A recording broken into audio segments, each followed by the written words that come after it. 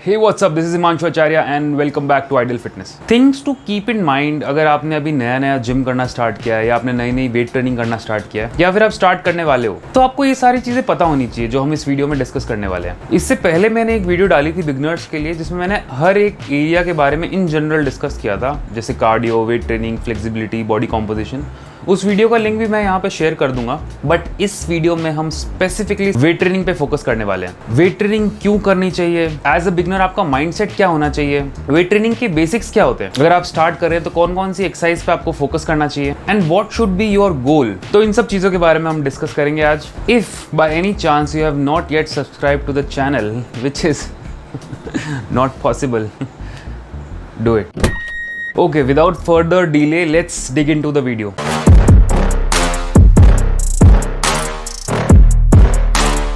तो weight training करते क्यों हैं? जो सबसे पहला रीजन है या मेन रीजन है, that is to stay strong. Basically आपकी बॉडी की जितनी कैपेसिटी है आप उससे थोड़ा ज़्यादा अपनी बॉडी को पुश कर रहे हो ताकि हमारी बॉडी की स्ट्रेंथ बनी रहे और हमारी बॉडी की स्ट्रेंथ बढ़ती रहे। देखो, after an age of 20-25 years ना बॉडी में डीजनरेशन चालू हो जाता है and it includes degeneration of muscles, जिसको हम कहते हैं एट्रोफी। तो वेट ट्रेनिंग एट्रोफी प्रिवेंट करता है। जब हम लिफ्ट्स करते हैं, डेड लिफ्ट हुई, स्क्वाट हुई, जब हम खुद पे भार दे रहे हैं तो हमारी बोन्स पे भी प्रेशर आता है, और अगर हमारा न्यूट्रिशन अच्छा चल रहा है तो हमारी बोन डेंसिटी इंक्रीज होती है, हमारी बोन्स और स्ट्रॉन्ग होती है। जब हम वेट ट्रेनिंग करते हैं तो EPOC is more, EPOC is exercise post oxygen consumption. जितना ज्यादा ईपॉक होगा उतना ज्यादा फैट बर्न होगा and it increases your body balance. So as a beginner आपका माइंडसेट होना क्या चाहिए? Build huge muscles? बिल्कुल भी नहीं। Lift the heaviest weight possible? तो बिल्कुल ही नहीं। For the first month just focus on form and technique, correct your posture and master the movement you are doing. Learn the basics.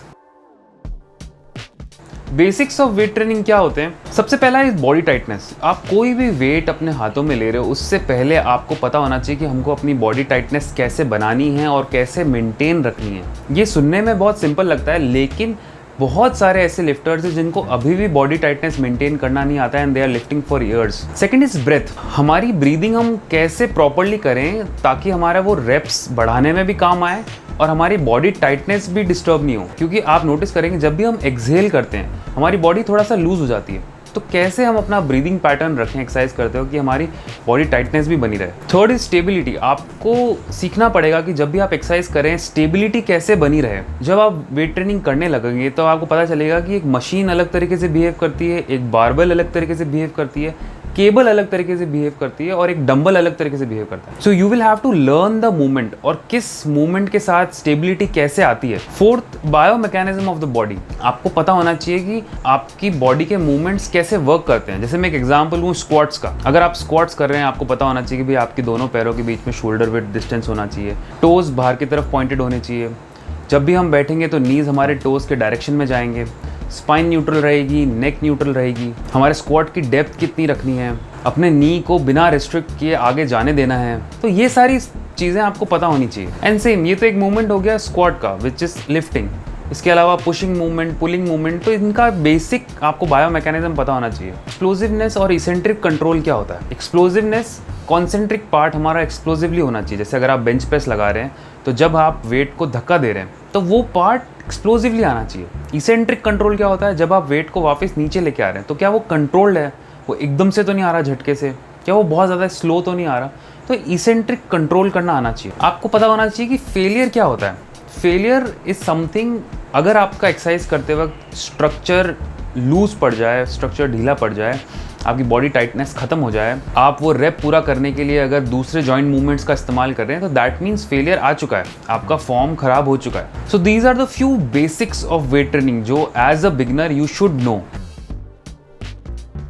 तो as a beginner आपको कौन कौन सी exercise करनी चाहिए? अगर आपने नया जिम स्टार्ट किया है, वेट ट्रेनिंग स्टार्ट की है, take a full body schedule. इसके दो reasons. When you take a full body schedule तो किसी भी मसल या ग्रुप ऑफ मसल पे एक्सेसिव स्ट्रेस नहीं आता, तो एक्सेसिव सोरनेस नहीं होगी, इंजरीज नहीं होंगी, सारी मसल्स प्रिपेयर हो जाएंगी जब तक आप इंटरमीडिएट या एडवांस लेवल तक जाओगे। सेकंड रीजन इज कि आपकी प्रैक्टिस रेट बढ़ जाएगी हर एक्सरसाइज की या हर बेसिक मूवमेंट्स की। Movements like push, pull and lifts. So when you are doing a pushing movement तो include bench press, pulling movement chin ups और लैट पुल डाउन्स, लिफ्टिंग में include squat. So these are basic movements. जब इनकी कम weight पे बार बार with high repetitions practice होगी तो वो मूवमेंट में आपको मास्टरी होगी। फिर इसके बाद जो कुछ मसल्स है जिनको इंपॉर्टेंट है ट्रेन करना, that is hamstring and calf, your medial deltoid and rear deltoid. तो leg curl, calf raises, lateral raises, high prone rows. तो दीज आर फ्यू एक्सरसाइज जो आप इसके साथ में ऐड कर सकते हैं। Then comes core. कोर में बेसिकली 3 पार्ट में डिवाइड कर रहा हूं, that is lower back, obliques and abdomen. तो इनकी एक एक एक्सरसाइज आप ऐड कर सकते हो। अगर वेट ट्रेनिंग के शेड्यूल के साथ बहुत ज्यादा हो रहा है तो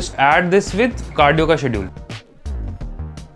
देन कम्स आपका गोल क्या होना चाहिए। A short term goal is कि आप पहले महीने में क्या गोल सेट कर सकते हैं। सबसे पहले महीने में just set a goal that I will be regular and I will have to master the movement with the light weight. अगले 2 से 3 महीने में एक a medium term goal you can keep is to master the movement with a moderately heavy weight. Then in long run like 6 months, then that's the time when you can check your 1 rep max.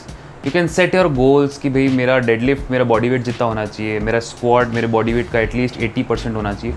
तो these are reasonable goals अगर आपने start किया है तो। So set goals, set parameters so that आप अपनी improvement भी check कर सकें। And at the end I want to tell you that don't try various movements, various variations of movements.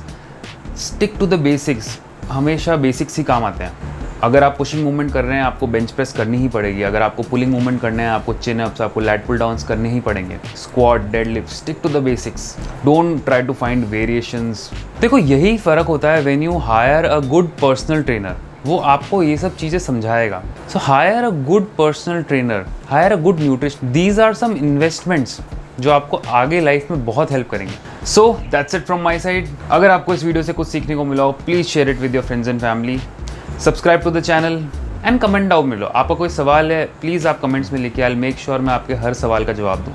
Next week मिलेंगे नेक्स्ट वीडियो में। Till then keep learning, keep growing. Please tell me that I can't, that I won't, that I fail, that I'll never make it out, yeah.